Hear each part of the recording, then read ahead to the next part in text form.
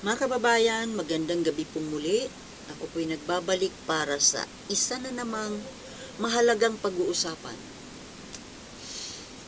Kagaya po ng nasabi ko sa aking previous video, ako'y hindi nanonood ng mga toxic na vlog ng mga DDS vloggers dahil nga ang maririnig mo ay puro paninira sa aking presidente. Pero, bigla ko po kasing dumaan sa aking, anong tawag doon? Timeline ba o thread? Yung hilera ng mga videos. Siyempre, tinitingnan natin yung title, di ba? Nagka-interest ako doon sa title. Na ang title po, hindi ko tiningnan kung sino yung vlogger na yon. Basta tumingin lang ako sa title. Yun lang ang gusto kong marinig, mapanood. So, yung title po, ang pagkakasabi, General Browner, hindi pwedeng hulihin si Duterte, si Duterte. Napahiya Karen Khan at Trillanes, napahiya. Kung gusto ninyo, ibig sabihin, nung nagsasalita si Browner, kung gusto ninyo, kayo ang humuli. So, Browner, Trillanes at Karen Khan, napahiya. Hindi pwedeng hulihin si Duterte ng ICC. Kung gusto mo, ikaw Trillanes ang humuli kung gusto mo. So sabi ko, sa loob-loob ko lang, nasabi ito ni General Browner? At saka sa pagkakaintindi ko, ito pong si Senator Trillanes, ito ang isa sa masugid na aktibong tumutulong doon sa mga biktima ng war on drugs. Doon sa mga biktima ng EJK. Na siya nga mismo ang isa sa mga nagsumbong o naghain ng kaso ng war on drugs sa ICC. At si General Browner ay taong gobyerno na dapat sana itong gobyernong ito ay tumutulong sa mga naging biktima. Kaya hindi po ako makapaniwala, di pinanood ko. Pero yung nasa loob, wala namang ganon. Wala namang ganong content na ito si General Browner, sinabihan si Trillanes ng ganito. Yung picture pa doon ni Browner, nakaturong ganyan kay Trillanes. Tapos si Trillanes nakaganyan. So, ibig sabihin, clickbait para panoorin. Di ba? Naintriga ako kaya ako pinanood. Nagkaroon siya ng isang view mula sa akin. Sabi ko, bakit ganito ang mga pinagsasasabi? At saka ang mga sinasabi nila, talagang, actually taliwas sa taliwas sa katotohanan. Wala namang ganon. Walang sinabi si Browner kay Trillanes na ganito. Pero pag pumunta ka sa mga vloggers na pro-government, iba ang sinasabi. Mas kapanipaniwala na pareho ang content kung mapapanood ninyo sa mainstream media. Meron pang isa na na-intrigue din ako. Tinignan ko kasi, siyempre sinusubaybayan natin ang mga nangyayari dito sa gobyerno natin. ang nakalagay doon dito sa isa na namang hindi ko na tinitingnan yung mga ano ang kung sino yung anong channel yon, kung sinong vlogger yon. Kaya sabi ko, DDS. Marirealize mo na DDS, yung vlogger. Tapos ito nga pong isa na naman uli. Yung sabi doon, nagpunta daw si PBBM, PRRD at Sara Duterte nag-usap sa Davao. Out na. Wala nang ICC. Hala, sabi ko, talaga lang. And then, sabi ko, kung sakaling totoo nga na nagpunta si BBM sa Davao, kasi after all nga, nandoon sa Davao sa talaga, nung mga nakaraang araw, di ba? Kung talaga nag-usap-usap sila, napakalaking issue po niyan. Nag-usap yung tatlo, PBBM, PRRD at Sara, at sasabihin na parang ang context para bang nangako, nag-usap-usap sila, tatlo, na nangako na naman yata si BBM na hindi makikipag-cooperate sa ICC. So, wala nang worry sa ICC yung mga Duterte at yung mga pro-Duterte. Kung totoong nangyari po ito, di sana nasa mainstream media ito, headline, big news. Wala namang ganun Dito lang sa ano yung nangyari sa social media. So, para bang itong mga DDS vloggers, gumagawa sila ng mga vlog, mga content na taliwas sa katotohanan, mga walang katotohanan. So, yun pala ang fake news. Fake news, di ba? Baka naman po, yun ang pinapangarap nilang mangyari. Hindi kaya?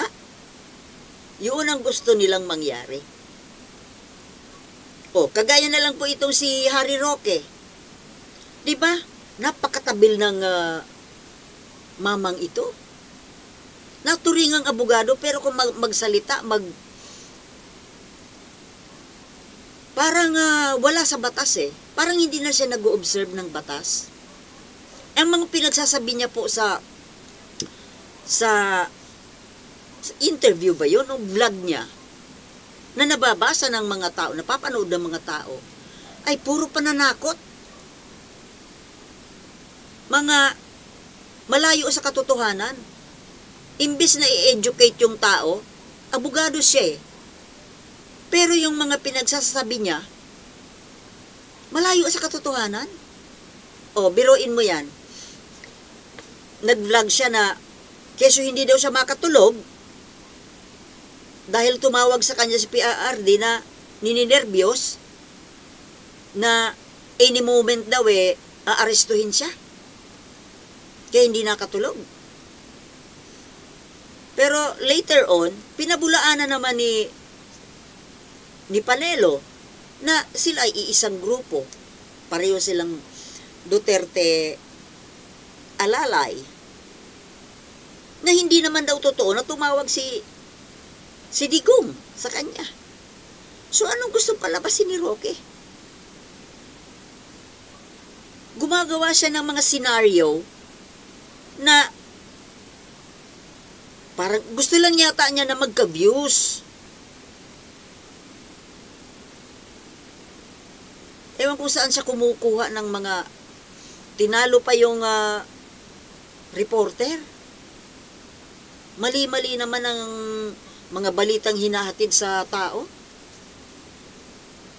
Alam mo sa pinaggagawa nito ni Harry Roque, parang makakapagpanervyos siya ng tao Sinong tao? Si Duterte at saka yung mga taong bayan. Hanggang sa panunulsol Nanguudyok na siya ng people power eh. Naturing ang abogado. Pero very un-attorney yung mga ginagawa at pinagsasabi. Hindi kaya pwedeng dapat kasuhan ito o ireklamo. Kasi naghahatid siya ng takot sa mga tao eh. Yung ginagawa niya. Imbis ba na hindi siya peacemaker. Baka baligtaran ng peacemaker. Ang gugulo. Imbis na hindi natatakot yung mga tao at imbis na hindi nasisiraan yung tao, sa pinagagawa niya, naghahatid siya ng takot at naghahatid ng nerbiyos doon sa taong concerned. Tingnan mo na nga na ang itsura ni Digong para nang may sakit, para nang depress. Tapos mas lalo pang tatakutin. Paano kung nasiraan ang ulo na yan? Tapos ngayon ang sisisihin na naman si Bongbong Marcos. Lahat na lang isinisisi kay Bongbong Marcos. Ano kinalaman ni Bongbong Marcos dyan? Pati itong yung ibang vlogger dyan, kung magsipagsalita kahit wala namang ginagawang mali, si PBBM, pilit silang naghahanap ng mali. Kahit tama yung ginagawa, para sa kanila mali. Tingnan nyo na lang yung mga biyahe niya sa abroad. Parating sabihin ng mga ito, mga dilawan, mga DDS na dilawan, kesyo biyahe ng biyahe, naglalakwat siya. Naiinggit yata kayo eh. Kasi hindi kayo makabiyahe ng libre. Bakit? Talaga nga bang naglalakwat siya? Hindi nyo alam kung ano ang sadya sa pag-abroad. Pwede ba? Yung mga magagandang ginagawa, para sa inyo masama. Kahit wala namang ginagawang masama, pilit ninyong hinahanapan at yung mabuti ginagawa ninyong masama. Tapos para sa inyo, wala nang ibang napakabuti ay si Duterte. At si Marcos sa inyo masama. Nasaan ang mga utak? Paano ninyo natawag na mabuting tao itong si Duterte? Natingnan nyo nga ang pinagagagawa. Kaya nga may ICC, di ba? Bakit mayroong kaso sa ICC? Huwag niyong sabihin okay yung extrajudicial killing. Okay na okay yung war on drugs. Hindi naman po masama ang war on drugs. Kahit na anong bansa kailangan mayroong war on drugs. Ibig sabihin, paraan o programa ng pagsugpo sa illegal drugs. Yung unang war on drugs. Bakit naging masama yung Duterte war on drugs? Kasi nga yung pamamaraan ng pagsugpo na sa katotohanan, hindi naman talaga sinugpo, kundi pinalawak pang lalo. Huwag niyong sabihin na wala kayong kaalam-alam sa mga activities niyang sinasamba ninyo. Di ba mga kababayan? Huwag niyong sabihin na wala ka ngayong alam. Walang masamang ibig sabihin yung pagpapalisensya ng 500 pieces of high-powered guns sa isang private na tao. Mayroon kang ganun karami? Ano yun? Ano ka, mag-i-invade ka ng isang bansa? Yung pakikipagbarkada sa mga inchik na mga illegal ang negosyo? Okay ba yon? Yung mga anomalya sa gobyerno, yung Pharmally, yung PhilHealth, yung mga overpriced na PPE, yung pangyayari ng COVID, Mabuti yun para sa inyo? Yung pagmumura, okay ba sa inyo?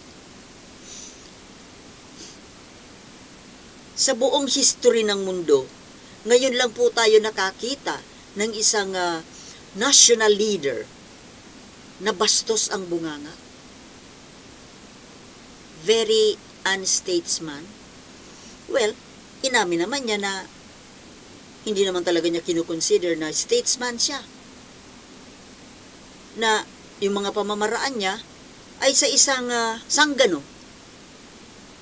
Sanggano dyan sa kalye, sa kanto-kanto. Diba? Yung behavior niya sa sanggano. Sa gang leader.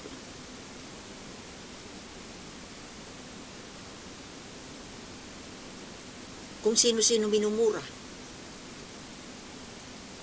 Pati mga taong kagalang-galang, minumura. Pero ang minamahal niya, believe siya, doon sa mga national leaders na diktador. Diba? Mapag-api sa nasasakupan. Diba? Si Xi Jinping, si Putin. Buti na lang hindi siya nakipagkaibigan kay Kim Jong-un. Masasabi na natin na siraulo na siya. Biruin mo, Pangulo ng Amerika, bumurahin mo ng PI. Santo Papa, mumurahin mo. Magdi-dirty finger. Tapos sa harap ng mga tao, mga halika ng dalaga. Bastos. Magkukwento ng mga kabastusan. Sa inyo, tama yon. Wow. Ibang klase talaga kayo. Ako, nagustuhan ko naman sana yung mga cowboy ways ni Duterte. Yung pagiging down to earth, akala ko totoo. Pero yung pagmumuran niya, publicly, at yung mga pinagagawa nga niya, siyempre nawala yung believe ko sa kanya. Ibinoto ko yan Ikinampanya ko. Yung kapatid ko, pinilit-pilit kong iboto yan Sinisituloy ako nung pagkatapos. Hindi porkit binoto ko believe na ako sa kanya habang buhay. Siyempre nagbago ka. Magbabago ka kapag nadiskubre mo na nagkamali ka pala. Budol. Yan ang totoong ng budol.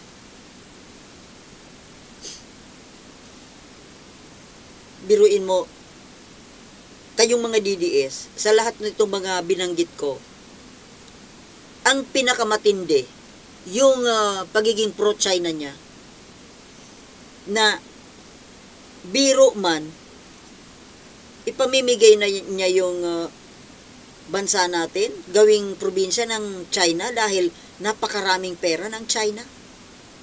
Anong klase yun? Tapos ngayon, pati Mindanao gagawin niyang kaharian niya. Ihiwalay. Alam mo, ang mga bansa, ang gusto nga niyan, lumapad ang teritoryo. Kaya nga may mga mananakop, di ba? May mga nangi-invade, may nangi-encroach, may nang-aagaw. Ito nga ipinaglalaban natin yung mga maliliit na isla dyan sa West Philippine Sea. Kahit na tubig, ipinaglalaban natin. Tapos ito buong isla ng, buong rehiyon ng Mindanao, ihiwalay mo. O diba, ganun Sira ulo.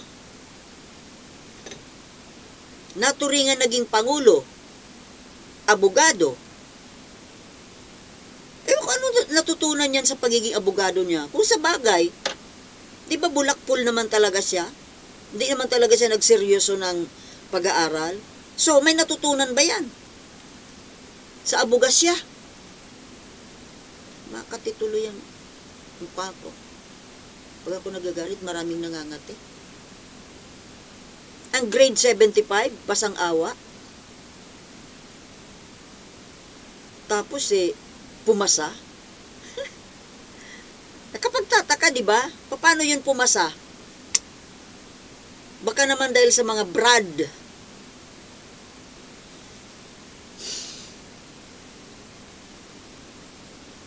Itong mga DDS na ito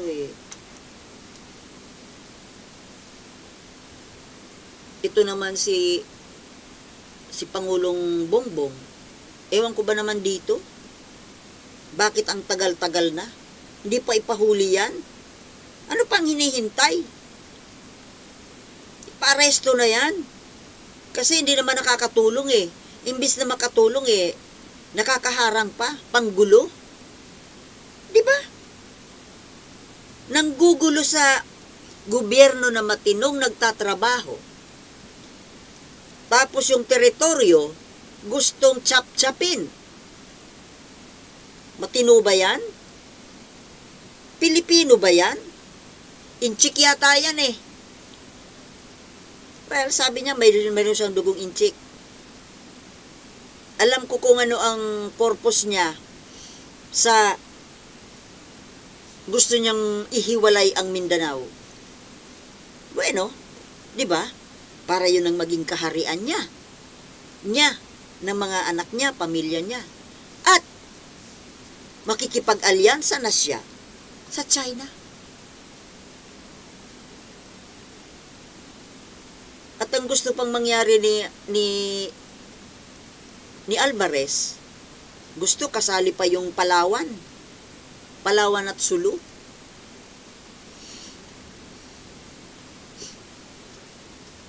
Saan ang katinuan? Kayo dyan sa Mindanao, nakikinitan nyo ba kung ano ang mangyayari sa inyo? Kung sakasakaling mangyari yan. Although hindi naman tayo papayag na mangyari, pero sana na na-visualize ninyo kung sakali. Mapupuno kayo dyan ng inchik. Baka ang iba sa inyo dyan, lalayas, aalis ng Mindanao, pupunta ng Luzon or Visayas. At kamo, baka pati Visayas, i-invade na nila. Uunti-untiin, hanggang pati Luzon. Kaya hindi natin papayagan yan, mga kababayan. Yan ay isang kaisipan ng isang siraulo. Crazy. Sick mind. May sakit sa pag-iisip. Yan. Tingnan nyo na lang ang itsura niya ngayon.